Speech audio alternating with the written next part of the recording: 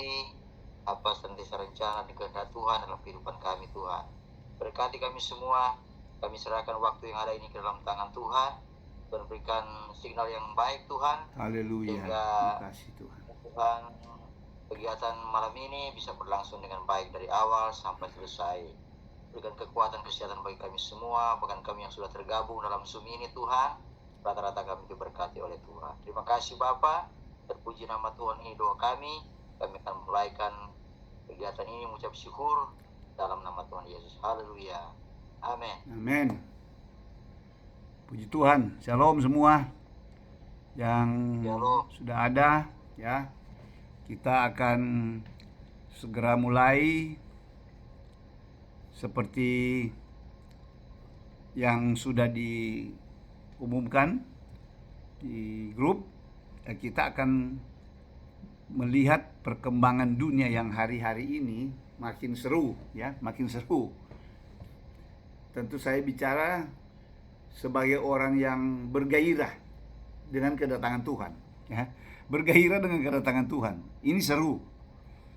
Seru jadi bukan karena baru, karena ini sudah babak-babak akhir. Jadi pasti akan makin hari makin seru bagi orang-orang yang memahami. Tapi bagi orang-orang yang tidak punya dasar, wah, makin gawat, makin mengkhawatirkan, makin banyak yang mereka bicarakan bagaimana caranya menghadapi keadaan kalau seandainya begini terjadi, termasuk perang. Kita lihat keadaan geopolitik dan peperangan hari ini kan sudah tidak bisa dibendung, bisa dibilang. Ya, jadi sepertinya pemain-pemain yang Tuhan tentukan sudah siap di posisi mereka masing-masing. Karena kalau kita perhatikan, kalau sudah waktunya Tuhan melakukan sesuatu, itu Tuhan mengkondisikan ya, baik situasinya, orangnya ya. Jadi memang benar-benar tepat dan benar. Tidak akan meleset. Selalu dalam kendali Tuhan. Nah, tadi dalam percakapan dengan Jeffrey dan mungkin yang lain juga sempat dengar kan. Nah, kita hari ini kalau mengikuti pembicara, pengajar, apapun dari berbagai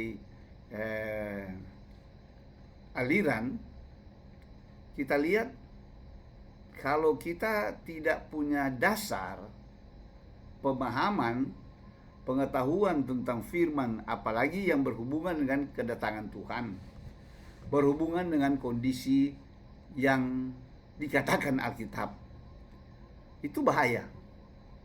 Karena ada berbagai pengajaran yang bisa saling bertentangan, bahkan ada yang dengan berani menyatakan sekian, tahu ini sekian tanpa dasar. Ya, asal bunyi aja.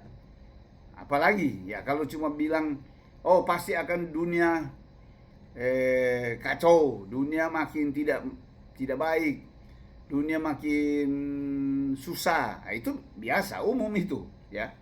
Tapi kalau dia bicara lebih spesifik lagi, nah, kemudian berani menyebut-nyebut angka dalam konteks tertentu, tetapi tidak punya dasar dalam Alkitab. Kita akan menerima dari siapa saja, yang penting dia bicara tertulis dalam Alkitab. Jadi ada tertulis. Bahkan kalau mau lebih pasti, tidak boleh hanya ada tertulis. Seperti Tuhan Yesus jawab kepada iblis waktu dia mencobai Yesus. Ada pula tertulis. Jadi udah beda kan? Ada tertulis. Tuhan Yesus membalas pada iblis dengan firman juga. Ada pula tertulis. Jadi lebih dari satu. Nah, itu baru sah. Ya, Alkitab juga bilang kan, 2-3 saksi itu sah satu perkara. Nah, malam ini kita melihat keadaan perkembangan dunia yang kalau dilihat kalau kita sekarang 2026, terlepas dari banyak hal yang dikaitkan dengan 2030, tapi pasti saya merasa kalau tambah 5 tahun lagi, ini dunia akan berubah jauh banget, berubah jauh. Akan ada banyak peristiwa di beberapa waktu ke depan ini yang bisa mengubah wajah dunia dengan berbagai peristiwa, termasuk peperangan. Nah, kita tidak tahu waktu Tuhan mengizinkan dimulainya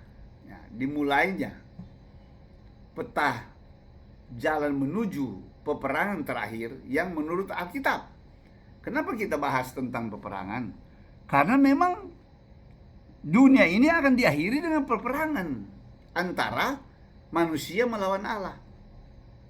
Dan peperangan itu bernama Harmagedon.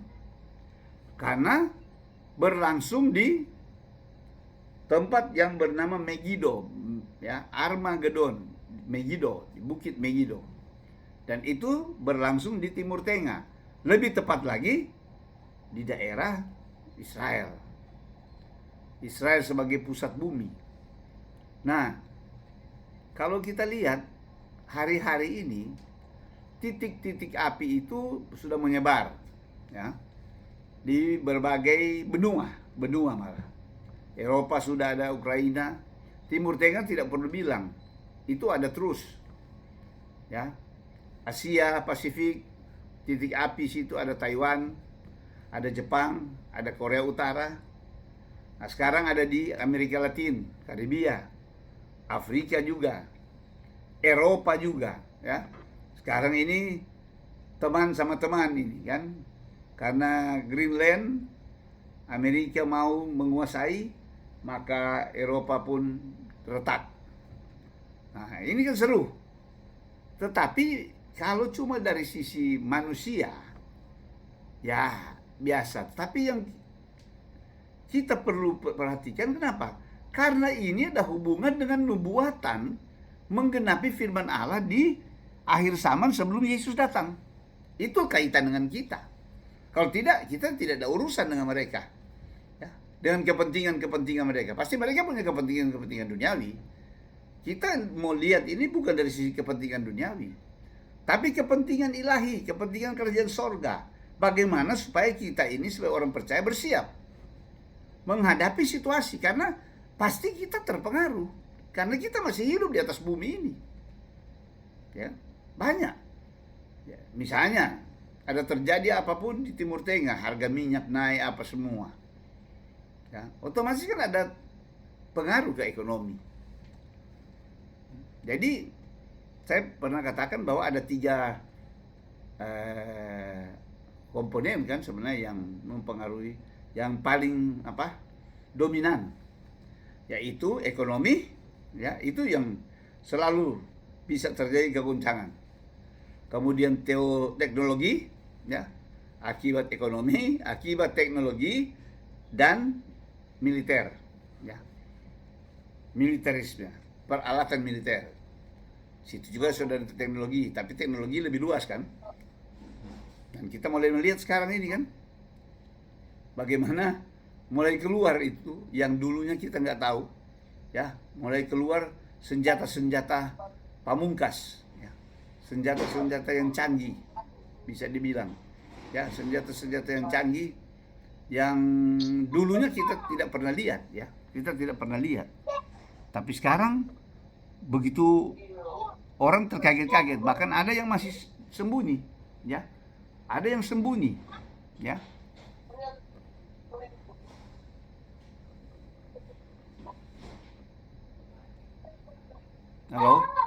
Halo dengan Pak Yohanes. Oh ya, Yohanes. Nanti ya, ini Bro Yohanes punya audio itu boleh ditutup. Oh iya. Oke, jadi kita lanjut. Kita sementara melihat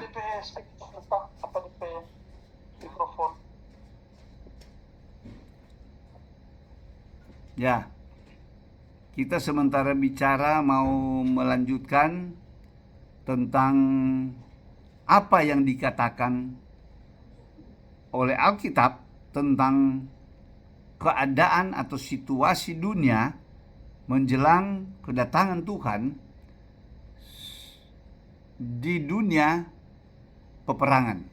Nah, di dunia peperangan ini, ya. Dan saya sudah katakan ada beberapa tanda umum, ya, tanda umum yang mempengaruhi kehidupan manusia. Salah satu adalah peperangan. Kan ada gempa bumi, Itu apa Om? ya. Suara? Oh, kita pe suara ya, bisu. Iya, iya. Oh ya, ini sudah Jahit. Oke, ya. Makasih. Sudah. Jadi tadi saya ulangi bahwa kita melihat fakta hidup hari ini tidak bisa dibendung lagi. Ya, api sudah mulai menyebar. Kepentingan kita bukan sama dengan kepentingan mereka. Ya, mereka dengan ego masing-masing, negara kuat, ya, superpower dan sebagainya. Tetapi kita berkepentingan dari sisi penggenapan.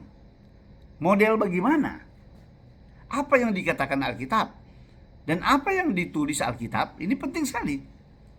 Supaya kita tidak terka-terka atau mendengar orang-orang bicara dengan sensasi-sensasi tersendiri tanpa dasar yang kuat. Jadi kalau kita lihat di dalam Alkitab, nubuatan tentang peperangan itu kan dari dulu sudah ada. Ya, Tuhan Yesus sendiri di kitab Injil bicara bahwa kamu akan mendengar perang. Nah, itu kan umum, bersifat umum. Tetapi lebih ke sini, lebih ke kedatangan Tuhan, itu pasti akan beda. Ada spesifiknya. Ada spesifiknya. Jadi spesifik ini kita lihat. Tadi Pak Jeffrey sudah menyinggung. Waktu saya menyinggung Harmagedon, Pak Jeffrey menyinggung Gog Magog. Nah, memang ada dua jenis perang di dalam Alkitab yang belum digenapi. Gog Magog yang di Yehezkiel 38 dan 39 serta Harmagedon yang ada di kitab Wahyu. Nah, saya akan mengaitkan ini lagi dengan bunyi sangkakala. Karena peperangan yang ada di kitab Wahyu sudah ada hubungan dengan sangkakala bunyi. Jadi di fase itu. Kalau meterai masih peperangan umum. Ya, sama dengan Matius 24. Matius 24 mirip dengan Wahyu 6 kuda merah. Nah, itu yang waktu kita bicara itu dulu yang di Wangurer itu Pak Jeff, itu ampak kuda itu. Jadi di sini kita lihat bahwa ada keterkaitan. Nah, di mana buktinya? Kalau melihat peristiwa di Yehezkiel 38-39, itu kan narasi tersendiri kelihatannya. Tapi kalau dilihat dari sisi waktu, kejadiannya, lamanya, sepertinya itu sesuatu yang sangat berkaitan. Ya, sangat berkaitan. Jadi sangat oke ya, sangat meneguhkan hari-hari ini. Kalau kita lihat cuma parsial secara masing-masing, nah itu kita akan bingung. Oh, mungkin ini dulu, yang satu dulu, baru kemudian yang dua. Tapi saya katakan kepada Pak Jeffrey tadi, kalau lihat mereka yang terlibat atau bangsa-bangsa yang terlibat, negara-negara yang terlibat, itu sepertinya ada satu kesatuan. Ada satu kesatuan. Nah, jadi di situ jadi lengkap. Akhirnya di Harmagedon dari blok barat, timur, utara, selatan ketemu semua. Jadi pasti akan ada pembukaan. Nah, kalau kita lihat Gog Magog di Yehezkiel 38-39, mari kita lihat dulu. Yehezkiel 38-39, Ya, ini salah satu perang yang kita lagi tunggu. Dan ini sekarang di hadapan kita sementara berlangsung sebenarnya. Tidak banyak orang mungkin yang menyadari, apalagi kalau orang yang tidak tahu firman. Ya. Nah, kita lihat, tapi kita orang percaya kita tahu mau ke arah mana ini. Ya. Apa yang harus kita siapkan? Dan di saat-saat yang bagaimana? Kira-kira. Jadi kalau saya ini saya papan lebih luas, kita bisa tarik apa? Satu garis supaya bisa ada fase-fasenya. Jadi di Yehezkiel 38, 39 kan di situ ada perang yang dinamakan Gog Magog. Ya, Gog tanah Magog. Jadi ini panjang. Saya harap teman-teman bisa membacanya dengan serius, mengerti, supaya benar-benar kita tahu. Di sini kan dinubuatkan akan terjadi peperangan antara kelompok negara-negara utara, ya, utara di sini jelas Rusia, ya. Gog Magog. Itu Magog di tanah Rusia. Dia kenapa sangat jelas, ya? Sangat jelas di sini karena dia mengatakan bahwa jadilah pemimpin kepada Gog, ya, di tanah utara. Ya, situ. Jadi di sini di pasal 39 saja, pasal 39 ayat 1 kalau saya baca, dan engkau anak manusia, bernubuatlah melawan Gog dan katakanlah, beginilah firman Tuhan Allah. Lihat, aku akan menjadi lawanmu, hai Gog, raja agung negeri Mesek dan Tubal. Ya, mereka terjemahkan itu Mesek itu Moskow, Tubal itu Tobolsk, ya, itu kota-kota di Rusia. Jadi negara Rusia yang dari utara, dia dari utara sekali, dia ingin datang merampas, menyerang Israel. Nah, kalau sekarang kita tanya, apakah benar Rusia memusuhi Israel?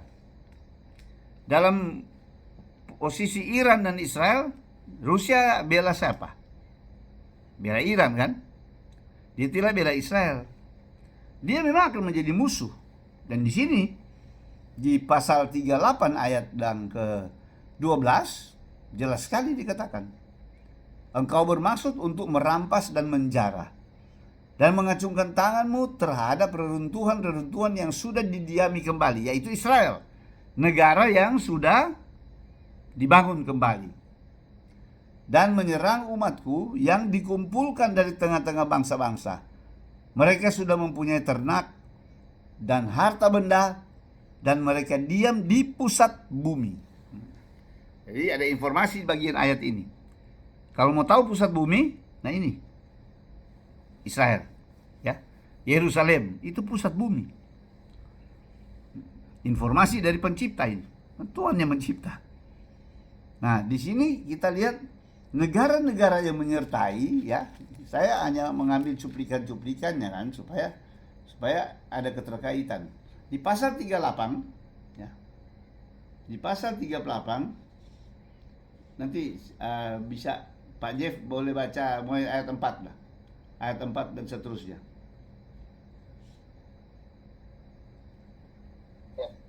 Ya. 38 ayat 4. Ya.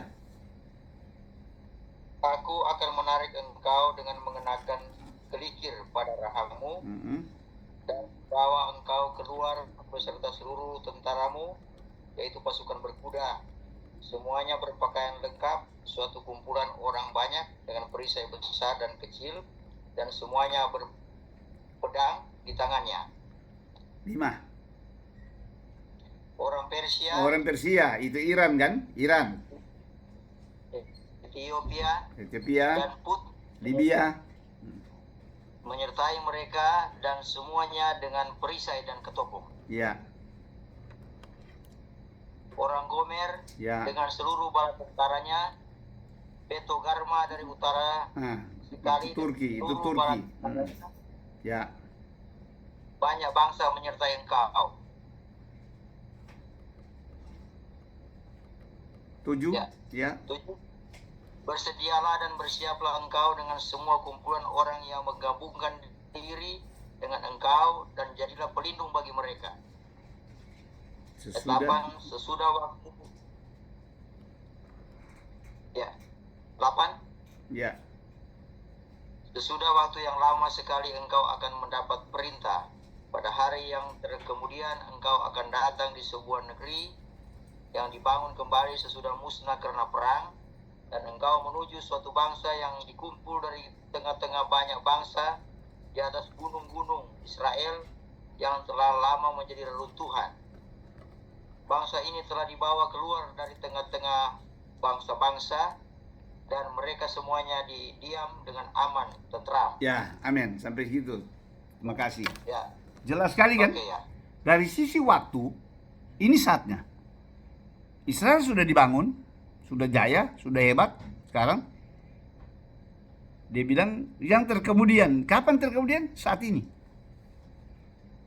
Sesudah waktu lama sekali, sekian ribu tahun Israel dibangun. Ya, jelas sekali kan tanda-tandanya, jelas petunjuknya bahwa dia akan datang ke gunung-gunung Israel.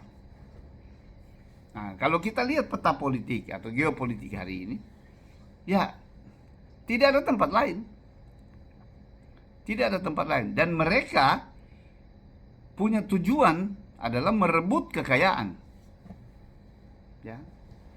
Menjarah. Alkitab jelas katakan tujuan mereka menjarah kekayaan. Karena di situ penuh dengan kekayaan, kandungan-kandungan mineral. Seperti Amerika mau rebut Greenland. Nah, ini sekarang di situ. Ya. Banyak ya, itu kekayaan itu laut mati aja itu mineralnya itu banyak banget. Banyak sekali. Jadi benar-benar negara-negara besar itu mereka punya tujuan adalah, tapi kan tidak bisa karena ada pertarungan, bukan hanya satu negara besar. Itu sebabnya harus ada satu yang masuk duluan. Nah, di sini Tuhan menggerakkan dia. Sepertinya yang akan hancur duluan dia. Nah, dalam waktu yang lama sekali Tuhan bilang, aku akan menarik engkau untuk datang ke gunung-gunung Israel. Nah, bangsa-bangsa yang mengikuti dia, jelas tadi Pak Jeffrey bilang, mereka itu yang sekarang sementara memang di panggung. Ya, ada Iran, ada Turki, ada negara-negara kalau di situ ada Yaman. Ya. Itu satu kumpulan. Tetapi di situ juga ada yang kita perlu lihat, salah satu. Ada bangsa-bangsa tertentu di situ dia tidak ikut serta. Ya, tidak ikut serta. Itu penting. Ya, tidak ikut serta. Mengikuti Rusia ya, dan Iran. Mereka katakan, malah mereka bilang, kenapa Rusia mau datang untuk ambil, untuk menjarah, ya, untuk menjarah. Itu ada beberapa bangsa dan itu adalah negara-negara Arab. Ya, negara-negara Arab yang sebenarnya sepupunya Israel, ya, sepupunya Israel. Kalau kita baca di Yehezkel ini, ya, Yehezkel, Yawan ada di situ, ada bangsa yang bernama itu turunan Ismail, ya, itu turunan Ismail. Dia tidak mau bergabung, ya. Sekarang kalau yang kita bilang jelas itu adalah Uni Emirat Arab, Qatar, negara-negara Teluk. Mereka justru berkawan dengan Israel. Ya. Dia tidak, karena mereka tahu yang mau datang itu untuk mengambil apa? Merampas harta, ya, kekayaan. Mereka punya kepentingan. Tapi Arab Saudi, lihat ini, Arab Saudi lagi menyerang Yaman, kan? Itu sudah bisa berbeda aliran, ya. Jadi memang di sini kita lihat sesuai dengan apa yang ditulis oleh firman Allah itu terjadi, ya, terjadi. Jadi sesuai dengan apa yang dinubuatkan oleh firman. Kita berkepentingan di situ untuk melihat. Jadi kalau sudah dilihat sekarang peta di Timur Tengah khususnya, ya, negara-negara Teluk ini ada dengan Israel di bawah naungan Amerika. Sedangkan di utara si beruang merah dia tetap akan berkepentingan untuk masuk di sana juga. Walaupun posisi sekarang belum sepertinya belum memungkinkan, ya, tapi dia siap.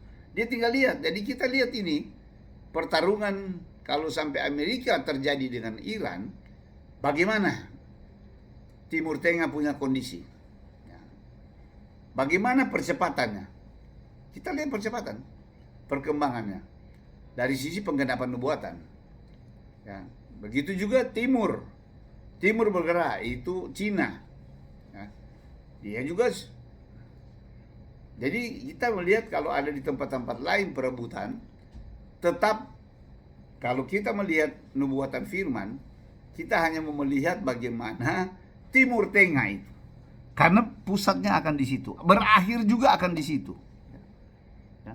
Peperangan Armageddon juga akan berakhir di situ. Jadi Tuhan akan mengumpulkan mereka di situ. Nah, jadi bangsa-bangsa itu jelas mereka. Jadi di Yehezkel sudah muncul itu. Itu sudah muncul. Tinggal lihat ini perkembangan ke depan. Dia nyambung, dia akan nyambung. Karena kalau melihat situasi sekarang, ya, dia akan nyambung sampai keadaan dunia makin bergoncang. Ya, termasuk peperangan. Dia kan langsung menyala besar. Tapi akan melewati, ya. Ada kitab Wahyu. Ada sangkakala bunyi. Ya, sangkakala bunyi saja itu di Wahyu pasal 8, Wahyu pasal 9. Itu apa? Ada terjadi di dunia yang kacau. Yang akan diakhiri di Wahyu 16. Nah, mari kita lihat, mari kita lihat. Kita pindah di Wahyu. Kita pindah di Wahyu supaya melihat ada keterkaitan. Jadi dia bukan berdiri sendiri. Jadi sebentar kita akan melihat itu sudah sambung terus menerus, sambung menyambung. Ya. Sudah terus menerus itu. Jadi sama dengan kalau saya bicara gempa bumi. Itu gempa bumi dari zaman lalu ada gempa bumi, badai segala macam. Tapi makin hari bergerak terus. Tetapi makin apa? Makin kuat, makin berkualitas dan makin kuantitas. Ya, kadarnya makin kuat. Begitu juga peperangan. Ya. Jadi mari kita lihat Wahyu pasal 8 ya.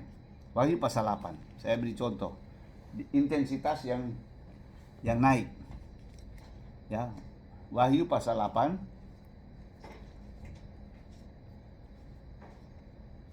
Kita lihat di sini kan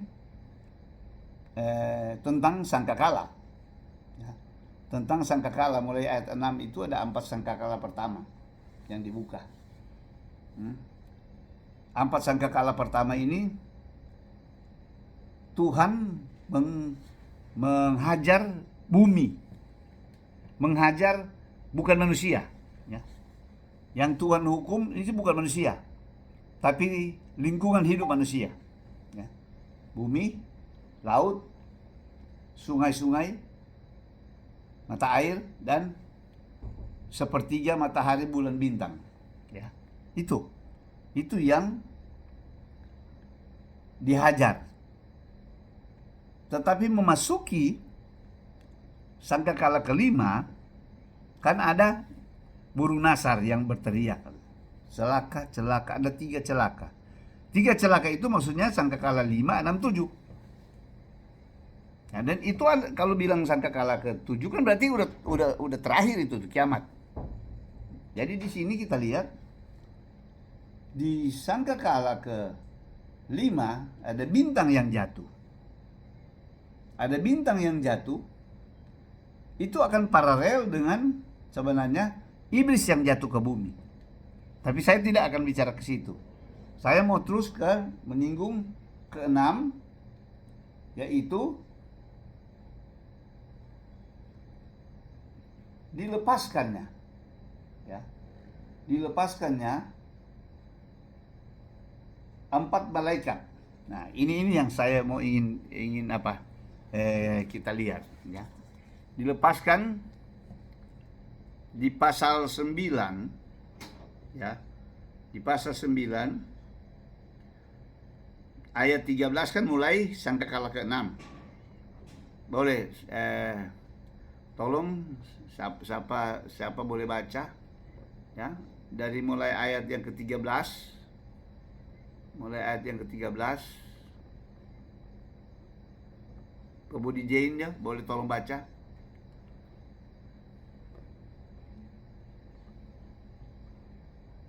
Wahyu 9 ayat 13. Ya. Lalu malaikat yang keenam meniup sangkakalanya, dan aku mendengar suatu suara keluar dari keempat tanduk mezbah emas yang di hadapan Allah, dan berkata kepada malaikat yang keenam yang memegang sangkakala itu, lepaskanlah keempat malaikat yang terikat dekat sungai besar Efrat itu. Maka dilepaskanlah keempat malaikat yang telah disiapkan bagi jam dan hari, bulan dan tahun, untuk membunuh sepertiga dari umat manusia. Dan jumlah tentara itu ialah 20.000 laksa pasukan berkuda. Aku mendengar jumlah mereka. Maka demikianlah aku melihat dalam penglihatan ini kuda-kuda dan orang-orang yang menungganginya. Mereka memakai baju sirah, merah api dan biru dan kuning belerang warnanya. Kepala kuda-kuda itu sama seperti kepala singa, dan dari mulutnya keluar api dan asap dan belerang. Oleh ketiga malapetaka ini dibunuh sepertiga dari umat manusia, Ya. yaitu oleh api dan asap dan belerang yang keluar dari mulutnya. Ya, terima kasih. Sebab Terima kasih, sampai sekian. Jadi kita lihat di sini pertarungan terakhir pun itu benar-benar Allah kita mengendalikan. Tuhan yang mengendalikan semua. Itu sebabnya saya katakan, bagaimanapun kekacauan yang terjadi, selagi belum waktunya Tuhan izinkan, ya, peperangan yang akan mengkiamatkan dunia ini, itu tidak akan terjadi. Tapi kalau sudah waktunya, lihat ini, dan itu hebat, spektakuler, lebih dari sekedar show force mereka dengan biasanya uji coba kan negara-negara nuklir, negara-negara besar itu uji coba bom atom, bom nuklir, saling mengancam satu dengan yang lain, yang memang akan saling menghancurkan, boleh dibilang. Nah, kalau kita lihat di sini, yang dari sini versi lebih hebat, ya. Yang waktu sangkakala ke-6 ini dikatakan malaikat disuruh untuk melepaskan, yang mau malaikat peniup sangkakala ke-6 ini disuruh lepaskan 4 malaikat yang terikat dekat sungai besar Efrat. Nah, di sini ada satu tanda tentang sungai Efrat ini. Sekian lama ini peristiwa ditunggu. Karena ini bagian dari perjalanan menggenapi kedatangan Tuhan. Di sini kita lihat bahwa sungai Efrat sudah diikat malaikat 4 ini. Dan pasti ini malaikat ini bukan malaikat baik, ya. Bukan malaikat baik, malaikat memang jahat ini. Mereka diikat, ya, pembunuh, dan tugas mereka apa? Membunuh. Tugas mereka membunuh. Jadi saudara bisa bayangkan peperangan yang manusianya saja jahat, sudah jahat, pemberontakan, manusia bisa saling membunuh. Ini sudah bertambah dengan malaikat-malaikat jahat dan neraka. Jadi, bagaimana kita tidak bisa bayangkan begitu brutal itu kondisi dunia saat itu, ya. Dan tentu kita mengharapkan kita tidak ada di suasana ini. Kita tidak ada. Sebelum ini terjadi, kita harus sudah tidak ada. Ya. Bahkan Kalau kita lihat waktu celaka-celaka sebelum sangkakala kelima, ya, sangkakala kelima itu waktu jatuh, setan jatuh. Saya pernah bicara yang lalu kan di Wahyu 12, di mana setan dibuang ke bumi. Dia begitu geram. Itu sama saatnya. Dan kemungkinan besar masa 3,5 tahun itu mulai di waktu saat itu. Waktu saat itu. Dari sangkakala 4, antara 4 ke 5, udah mau masuk. Nah itu kalau di gereja kita kan ada lagu Ku pergi, kita senang menyanyi lagu itu. Kapan kesusahan datang ku pergi. Maksudnya itu. Ya, waktu dunia sudah mulai masuk puncak kegelapan, Tuhan singkirkan, Tuhan angkat kita. Ya, baru mereka masuk. Wah ini. Jadi waktu sangkakala kelima, celaka pertama, celaka kedua, itu kita mengharap kita tidak ada lagi di sini. Kita sudah tersingkir. Mulai ini malaikat pembunuh dilepas. Bayangkan, Tuhan ada tunggu, ya, dari saatnya berapa banyak ribu tahun dia diikat di situ. Dan Sungai Efrat berperan, ya, karena memang kalau kita lihat di firman Tuhan, terutama berhubungan dengan Israel, itu selalu batasnya kan di Sungai Efrat, di Laut Tengah, Mediterania, ya, itu batas nubuatan, ya. Jadi benar-benar ini Sungai Efrat. Nah, kita lihat, saya katakan tadi, kenapa saya bilang bahwa ini berhubungan dengan Israel itu, gunung-gunung Israel di sana. Waktu mereka mau masuk di sini dan tidak bilang bahwa ada 200 juta tentara, ya, 20.000 laksa. Nah, dari mana ini tentara ini? Ya. Negara-negara hari ini yang paling masuk akal cuma Cina, ya, memenuhi dari blok timur untuk masuk ke sana, lepas. Dan kalau kita lihat bahasa Wahyu, ya, dia katakan bahwa mereka membunuh dengan 3 api, asap, belerang. Dan itu campuran dari bom-bom nuklir itu yang sekarang dipakai, drone, ya, rudal-rudal. Itu semua kan terdiri dari api. Api menyala, api. Jadi sudah baku tambah, ya, baku tambah ini dari manusia teknologi yang untuk saling membunuh berbaku tambah dengan supranatural. Ya. Kalau kita baca 4 sangkakala pertama kan itu api yang turun. Api membakar pohon-pohon. Api. Ya, jadi Tuhan menggenapi bahwa berikut tidak ada lagi hukuman dengan air, dengan api. Jadi di sini kita lihat di pasal 9 bahwa sudah ada hubungan, ya, tentara-tentara yang pergi ke Israel dengan bagian Wahyu ini juga. Nah, kita akan lihat lebih terang lagi, ya. Wahyu 16 itu ujung. Wahyu 16.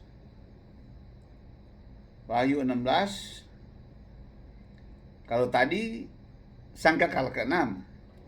Nah, dia sejajar, ya. Dia sejajar, kalau bicara intensitas dia sejajar. Jadi di sini kita lihat di cawan ke-6. Ya, cawan ke-6. Ayat 16 gampang mau ini. 16. Sampai Pak Gembala Polka boleh mau baca, minta tolong baca aja. 16 mulai. Wahyu 16 ayat 16. Lalu ia mengumpulkan mereka di tempat yang dalam bahasa Ibrani disebut Harmagedon. Dan terus. Dan malaikat yang ketujuh menumpahkan cawanya ke angkasa, dan dari dalam bait suci kedengaranlah suara yang nyaring Iya. itu, katanya, Ya. sudah terlaksana. Ya, jadi ya lebih bagus baca dari awal supaya jelas. Yang ke-6, ayat 12. Ayat 12.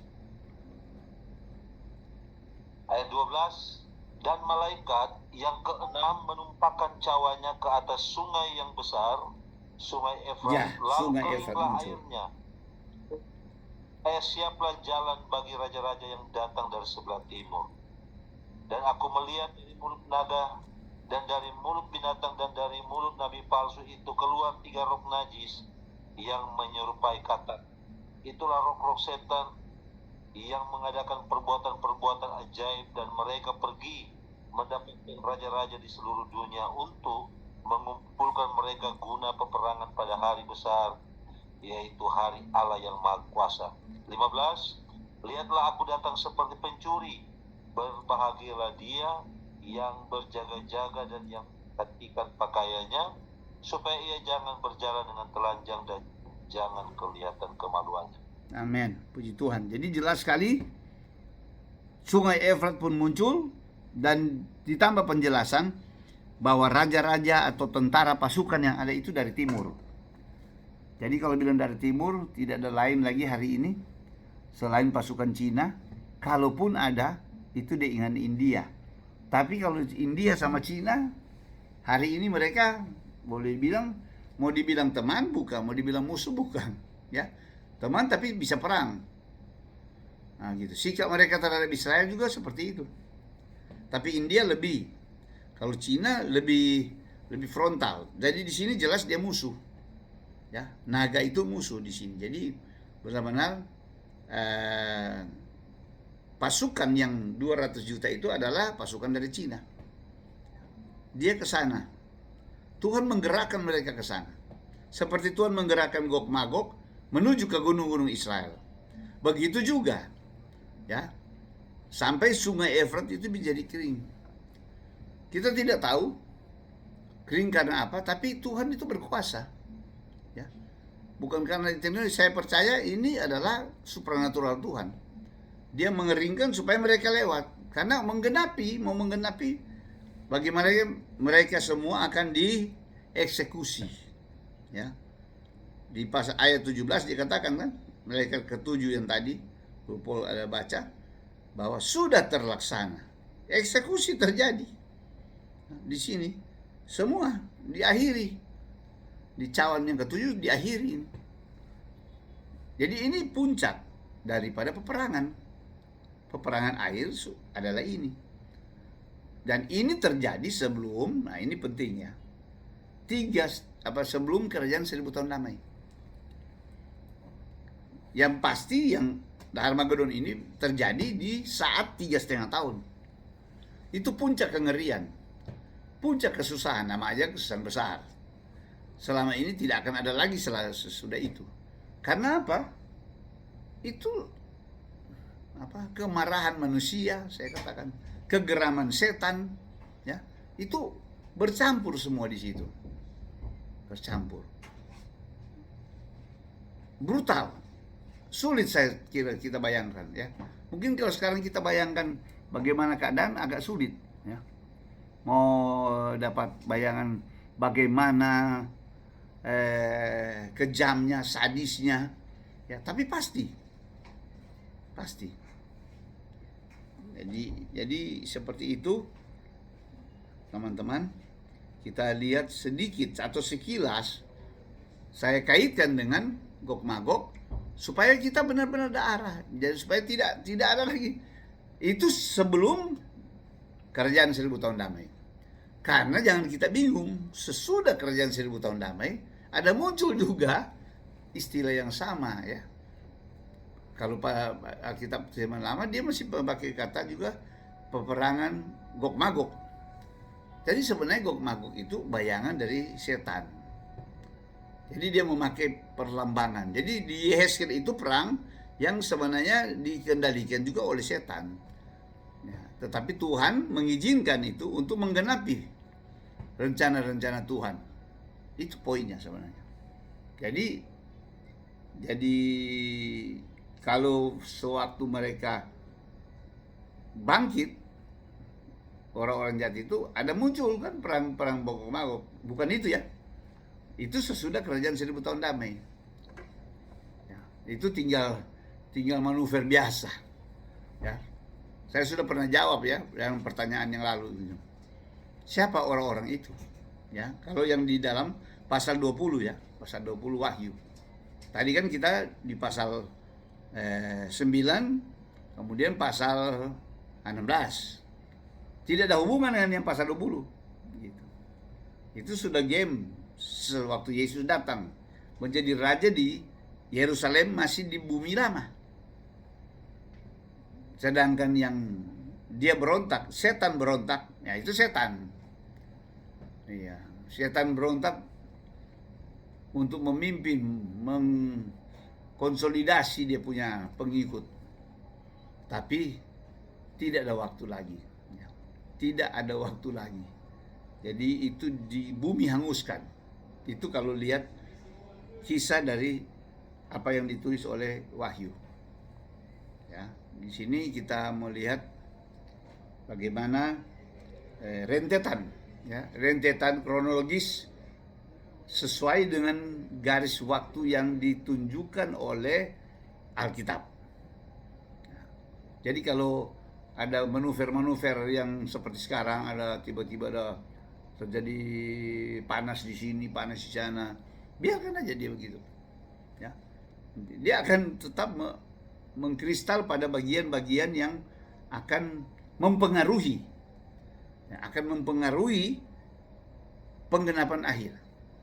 Ya, Tuhan akan kondisikan itu, penggenapan akhir. Nah, bagi kita lihat, ya, apa yang bagian kita, di mana posisi itu. Nah, kalau seperti itu kan kita tahu bahwa kita perlu lebih bersiap, ya, menentikan itu, karena kita tahu berarti dari banyak sisi kita akan tahu, oh ini Tuhan sudah mau datang dalam konteks mengangkat kita, ya, menyelamatkan kita sementara dunia bergolak.